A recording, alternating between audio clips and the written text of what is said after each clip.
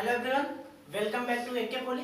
दोस्तों, आज हम सब बीएमए में चैप्टर 2 स्टार्ट करने जा रहे हैं, जो कि दोस्तों हमारा फ्यूल्स एंड कंबशन है, जिसको हम हिंदी में ईंधन एवं दहन के नाम से भी जानते हैं।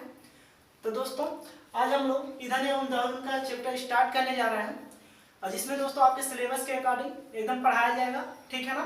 तो दोस्तों, आप लोग अच्छे से यहाँ से समझने का प्रयास कीजिएगा, ठीक है। और हम बेहतर तरीके से आपको आपके अपने भाषा में बताने का प्रयास करेंगे, ताकि आपको समझने में थोड़ी सी भी प्रॉब्लम ना हो, ठीक है दोस्तों। तो दोस्तों, आज हमारा चैप्टर नंबर 2 का लेक्चर नंबर फर्स्ट है, ठीक। तो दोस्तों चलिए स्टार्ट करते हैं, जिसमें दोस्तों आज हम लोग पढ़ेंगे, इसमें जो ईंधन है, ईंधन के बारे में पढ़ेंगे। और जो दहन है दोस्तों, इसमें आपके सिलेबस के अकॉर्डिंग जो है, दहन में आपको दहन की परिभाषा और दहन के समीकरण जो होते हैं, ठीक है, तो वो चीज आपको बाद में बताएंगे। पहले ईंधन से संबंधित जितने भी चीजें होते हैं उससे पहले हम लोग जान लेते हैं, ठीक है ना, ताकि उसके बाद दहन के बारे में जान लेंगे, ठीक है ना। तो दोस्तों, इस लेक्चर में हम ईंधन से संबंधित सभी चीजें देखेंगे। तो चलिए दोस्तों, अब देरी न करके स्टार्ट करते हैं, अपने टॉपिक पे चलते हैं। चलिए देखिए, पहला क्या है दोस्तों, मान लीजिए ईंधन। बात आती है ईंधन होता क्या है, ठीक है। तो दोस्तों देखिए, ईंधन क्या होते हैं।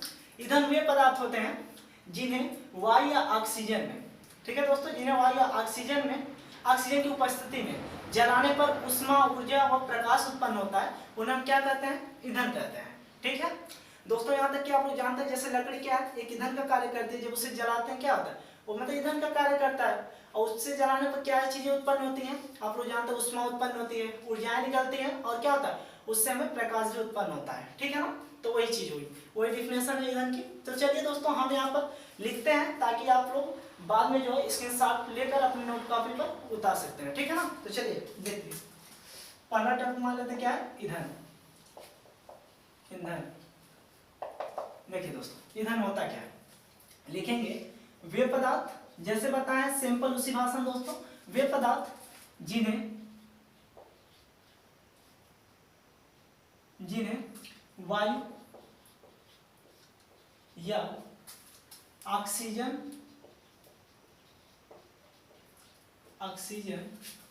की उपस्थिति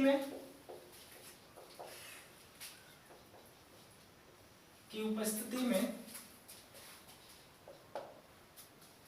जलाने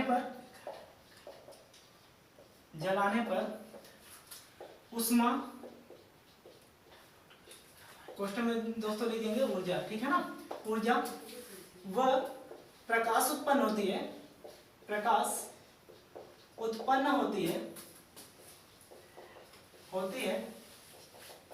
उन्हें ईंधन कहते हैं, ठीक दोस्तों। इतना आप लोगों को समझ में आया ना कि ईंधन कहते किसे हैं। ये हो गया हमारा दोस्तों। अब देखिए, अब क्या देखेंगे हम लोग, ईंधन की परिभाषा तो हो गई। अब इसमें देख लेते हैं दोस्तों, ईंधन तो जो होते हैं ना, दो और होते हैं जो ईंधन के प्रकार के तरफ आते हैं, ठीक है ना। देखिए, जैसे ईंधन तो ये परिभाषा हो गया। ईंधन में एक आता है आप लोगों का केमिकल या रासायनिक ईंधन आता है, और दूसरा जो आता है न्यूक्लियर या नाभिकीय ईंधन, ठीक है ना। तो इन दोनों के बारे में भी देख लेते हैं, ठीक है ना। तो चलिए दोस्तों देखिए, पहला क्या होता है हमारा, मान लेते हैं एक केमिकल होता है जिसे रासायनिक ईंधन, ठीक है दोस्तों। देखिए, अब रासायनिक ईंधन होते क्या है, ये पहले जान लीजिए। देखिए, रासायनिक ईंधन के बारे में बता रहे हैं, ठीक है ना, वे सभी दहनशील पदार्थ, ठीक है, जिनके उपयोग से उष्मा ऊर्जा प्राप्त होती है, उसे हम क्या कहते हैं, रासायनिक या केमिकल ईंधन कहते हैं, ठीक है ना दोस्तों। तो यही सिंपल में, ऐसे सिंपल में लिखेंगे जिस सिंपल में आपको बताया है, ठीक है ना, जिस सिंपल लैंग्वेज में। देखिए, वे सभी दहनशील पदार्थ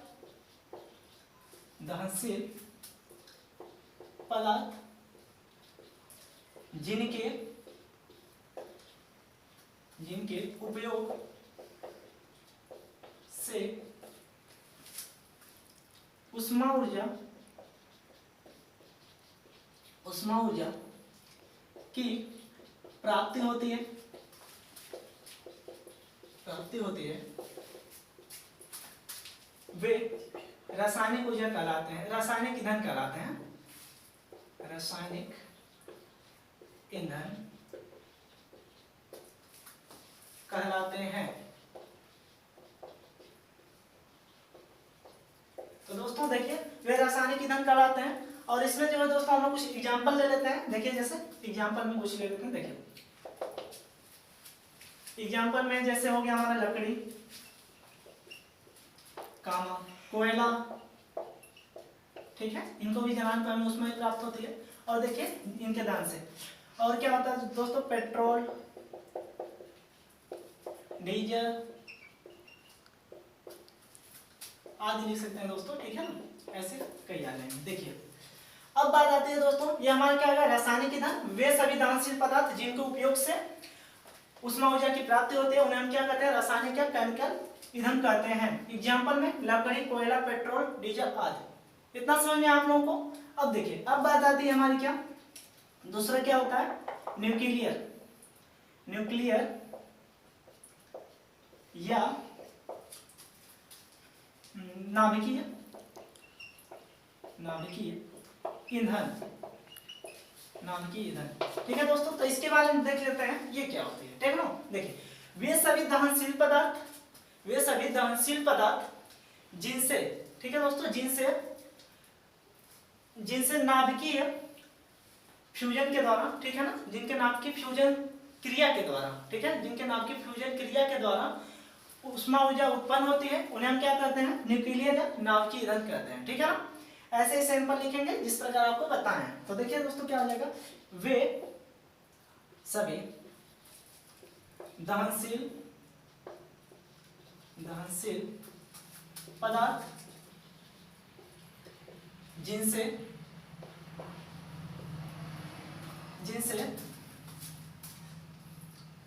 न्यूक्लियर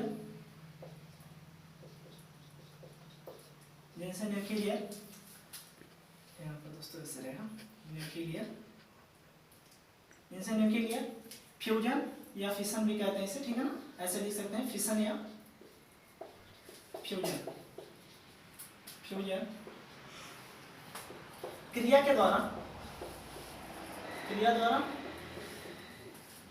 उष्मा ऊर्जा की प्राप्ति होती है, उष्मा ऊर्जा की प्राप्ति होती है उन्हें न्यूक्लियर या नाभिकीय ईंधन कहते हैं, ठीक है दोस्तों, उन्हें न्यूक्लियर या नाभिकीय ईंधन कहते हैं। इतना समझ में आया दोस्तों आप लोगों को। अब चलिए देख लेते हैं इसके भी कुछ एग्जांपल, ठीक है ना। देखिए एग्जांपल के थ्रू देख लेते हैं। देखिए एग्जांपल के थ्रू देखते हैं क्या आता है। देखिए इसमें जो होता है दोस्तों आप लोग जानते हैं अच्छी तरीके से, इसके पिछले लेक्चर में हमने बताया था न्यूक्लियर ऊर्जा के बारे में, ठीक है ना, उसमें क्या क्या चीजें आती हैं वही सेम रहेगा। देखिए ये न्यूक्लियर ईंधन है, इसमें क्या आएगा, देखिए यूरेनियम आता है, यूरेनियम, ठीक है दोस्तों, इसमें आता है हमारा यूरेनियम, कामा, थोरियम, कामा, प्लूटोनियम आदि। आई होप दोस्तों आपको ये जो भी हम बताए हैं यहाँ पर वो सभी आपको अच्छे समझ में आया होगा, ठीक है दोस्तों। तो देखिए इसीलिए हमने आपको पहले बता दिया, वही चीज सिंपल जो बताए हैं सेम वही चीज लिखे हैं दोस्तों, ताकि आप लोग इसी प्रकार अपने भाषा में आप लोग पेपर में भी अच्छी तरीके से ऐसे ही लिख कर आएंगे। आपका एक भी नंबर हम गारंटी के साथ कहते हैं, आपका एक भी नंबर नहीं कटेगा, ठीक है ना दोस्तों। तो चलिए दोस्तों इसको आप स्क्रीनशॉट ले लीजिए ताकि इसे हम रफ करें और आगे बढ़ें। तो दोस्तों चलिए अब देख लेते हैं कि ईंधन के जो है अवयव के बारे में देख लेते हैं, ठीक है ना। देखिए ईंधन के अवयव, ठीक है दोस्तों, ईंधन के अवयव क्या होते हैं, ठीक, इनके बारे में देख लेते हैं। देखिए दोस्तों किसी भी ईंधन में दहनशील तथा अदहनशील अवयव होते हैं, यही दो होते हैं, ठीक है ना। पहला क्या होता है दहनशील और दूसरा अदहनशील अवयव हर एक ईंधन में होते हैं, ठीक है ना। किसी भी ईंधन में दहनशील तथा अदहनशील ईंधन होते हैं, और जो कि दोस्तों अब बात आती है दहनशील और अदहनशील, ठीक है ना। देखिए दहनशील जो ईंधन होते हैं उसमें हमारे क्या क्या आते हैं, मुख्य रूप से दोस्तों उसमें आते हैं, देखिए कार्बन आता है, हाइड्रोजन आता है और सल्फर आता है, ठीक है ना। और देखिए अब बात आती है अदहनशील की। अदहनशील में दोस्तों हमारे आते हैं जैसे नाइट्रोजन, ऑक्सीजन, जलवाष्प तथा राख, ये सभी चीजें अदहनशील में आते हैं। इतना आप लोगों को समझ में आ रहा? जस्ट यही चीज हम यहाँ पर लिखने जा रहे हैं, ठीक है ना। देखिएगा ध्यान से, किसी भी ईंधन में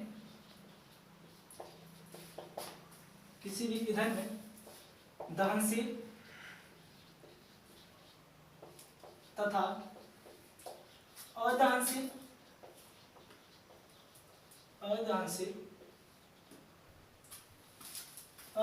अवयव होते हैं। देखिए दोस्तों, अब यहाँ पर लिख देंगे दहनशील में, देख लेते हैं, ठीक है ना। दहनशील में अवयव देख लेते हैं दोस्तों, ठीक। देखिए क्या क्या होते हैं, कार्बन, हाइड्रोजन और सल्फर होते हैं। अब देख लेते हैं अदहनशील में क्या होते हैं। अदहनशील अवयव में देख लेते हैं दोस्तों, क्या हो जाएगा हमारा। देखिए नाइट्रोजन, दोस्तों ये हमारे कुछ मात्रा में पाए जाते हैं, ठीक है ना। नाइट्रोजन, ऑक्सीजन,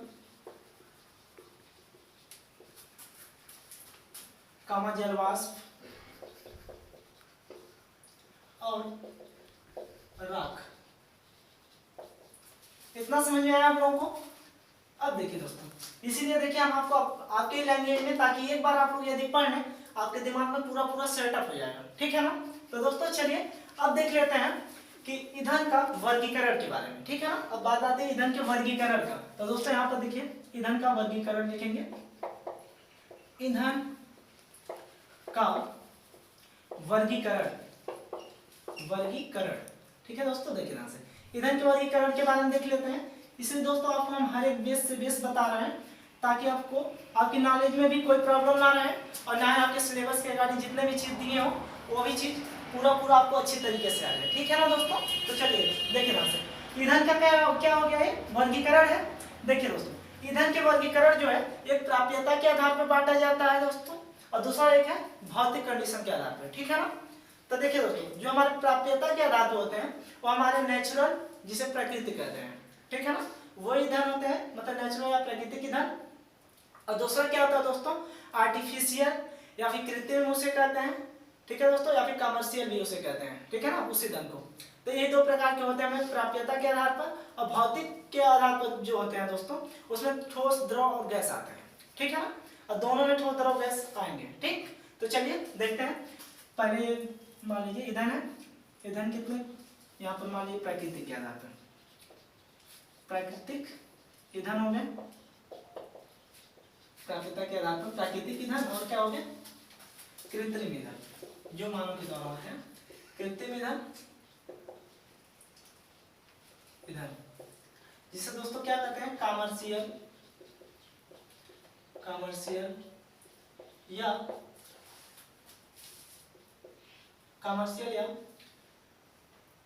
चलिए कमर्शियल ईंधन कह देते हैं। देखिए दोस्तों, कमर्शियल ईंधन, ठीक है ना। अब ध्यान से देखिए दोस्तों, अब बात आती है प्राकृतिक ईंधन कहते किसे हैं, ठीक है ना।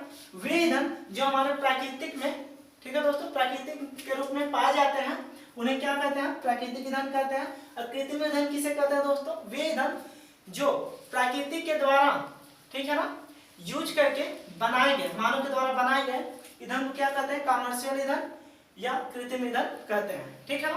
अब ध्यान दीजिए, अब बात आती है, देखिए दोस्तों, ये आपके सिलेबस में इसके अकॉर्डिंग मतलब पढ़ने के लिए नहीं दिया है, ठीक है ना, ध्यान दीजिएगा, इसको आपके सिलेबस में नहीं पढ़ना वैसे, ठीक है ना। फिलहाल हम आपको बता रहे हैं क्या क्या चीजें होती हैं, ठीक है ना, आपके नॉलेज के लिए, क्योंकि बेहद जरूरी है। अब देखिए, अब मान लेते हैं इसमें कितने होते हैं, 3 होते हैं, जो कि भौतिक अवस्था के आधार पर होते हैं। पहला क्या होता है दोस्तों, ठोस होता है, दूसरा द्रव होता है, तीसरा क्या होता है, गैस होता है। देखिए गैस, इसमें भी इसी प्रकार होते हैं। पहला क्या होता है, ठोस होता है, उसके बाद द्रव होता है, फिर क्या होता है दोस्तों, गैस होता है, ठीक है ना। गैस हो गए हमारे। अब ध्यान दीजिए, इतना हो गया। अब देख लेते हैं इन सब के बारे में। देखिए ठोस किसे कहते हैं, मतलब ठोस ईंधन, ठोस ईंधन किसे कहते हैं दोस्तों, वे ईंधन जो ठोस अवस्था में पाए जाते हैं उन्हें हम क्या कहते हैं, ठोस ईंधन कहते हैं। और देख लीजिए अब आता है बात द्रव ईंधन की। वे ईंधन जो तरल के रूप में पाए जाते हैं, ठीक है, तो उन्हें क्या कहते हैं, द्रव ईंधन कहते हैं।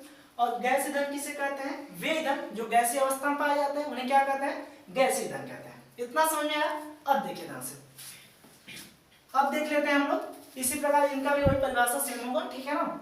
अब बात आती है कि मतलब प्राकृतिक में ये जो तीनों अवस्थाएं होती हैं और कृत्रिम में तीनों अवस्थाएं होती हैं, इनमें मतलब आते क्या क्या चीजें हैं, ठीक है ना, उनको देख लेते हैं। मान लीजिए यहाँ पर लिखते हैं हम प्राकृतिक के आधार पर, मतलब प्राकृतिक ईंधन में देख लेते हैं, ठीक है। प्राकृतिक ईंधन में किस में देखते हैं, मान लीजिए ठोस में देख लेते हैं, ठीक है।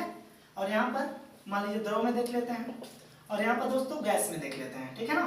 देखिए क्या क्या चीज आएंगी। देखिए ठोस में क्या आते हैं दोस्तों, देखिए प्राकृतिक के आधार पर जो ठोस ईंधन होते हैं कौन कौन से होते हैं उनके बारे में बता रहे हैं, ठीक है ना। देखिए ठोस में हमारे जो होते हैं दोस्तों, ठोस रूप में हमारे आते हैं लकड़ी, ठीक है, कामा कोयला।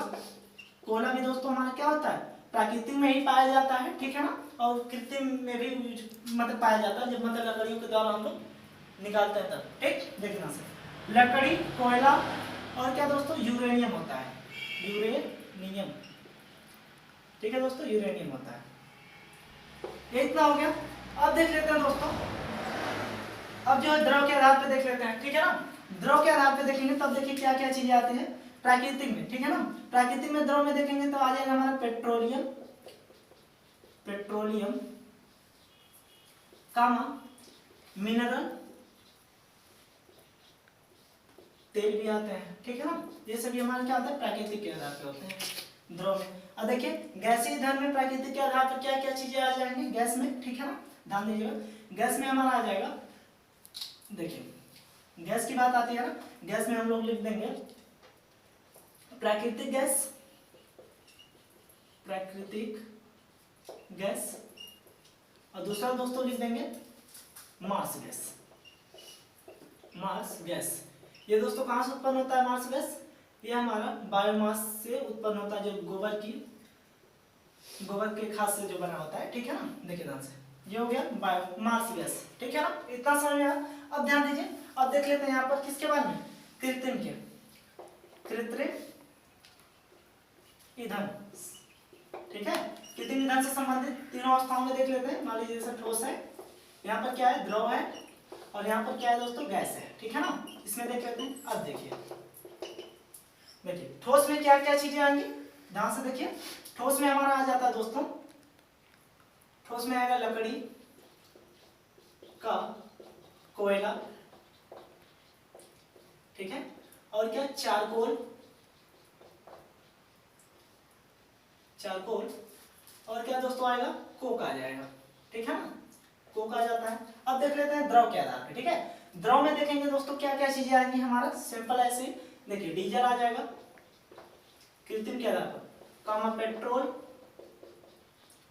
कामा कैरोसिन, जिसे हम घरों में क्या कहते हैं, मिट्टी का तेल कहते हैं, कैरोसिन, एल्कोहल, इसी प्रकार लिख देंगे आदि करके, ठीक है ना, एल्कोहल आदि। इतना समझ में आया। अब ध्यान दीजिए, गैस में देख लेते हैं कृत्रिम के आधार पर गैस ईंधन में क्या क्या चीजें आती हैं। तो दोस्तों देखिए क्या आते हैं, प्रोड्यूसर गैस आते हैं,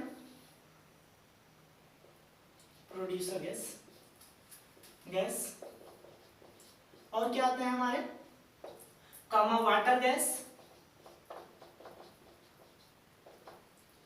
और क्या दोस्तों, एलपीजी आता है हमारा, एलपीजी आदि लिख सकते हैं, ठीक है ना, ज्यादा नहीं, देखिए आदि लिख दें। देखिए दोस्तों यही हमारा था ईंधन का वर्गीकरण। आई होप दोस्तों आपको ये भी अच्छे तरीके से समझ में आया होगा, ठीक है ना, जहां तक हम आपसे उम्मीद करते हैं, ठीक है। तो दोस्तों इस लेक्चर में बस इतना ही, और अब जो है दोस्तों आगे मिलते हैं, इसमें जो है द्रव ईंधन से संबंधित, ठीक है ना, द्रव ईंधन से संबंधित जो भी चीजें हमें पढ़नी है। देखिए ठोस ईंधन से संबंधित हमें हमारे सिलेबस में कुछ नहीं है, ठीक है ना, हमारे द्रव ईंधन से संबंधित हमारे सिलेबस के अकॉर्डिंग पढ़ना है, ठीक है ना। तो उसके बारे में अगले लेक्चर में मिलते हैं दोस्तों, ठीक है। इस लेक्चर में बस इतना ही। तो दोस्तों आप लोग अच्छे से पढ़ते रहिए, और दोस्तों यदि मेरे लेक्चर आपको अच्छे लगे तो इसे शेयर और सब्सक्राइब जरूर कीजिएगा, और कमेंट करना बिल्कुल मत भूलिएगा, ठीक है दोस्तों, क्योंकि आपके कमेंट से ही हमें मोटिवेशन प्राप्त होते हैं, ताकि हम जानते हैं कि हमें मतलब किस कंडीशन में होना चाहिए, और आपके द्वारा मतलब कैसे हमें मतलब आप जो कमेंट करते हैं हमें कुछ फीलिंग होती है, उस हिसाब से हम चलना स्टार्ट करते हैं। ठीक है दोस्तों, तो इसलिए दोस्तों आपका कमेंट हमारे लिए बहुत ही आवश्यक है। तो दोस्तों, तो अब मिलते हैं अगले लेक्चर में। जय हिंद, टेक केयर।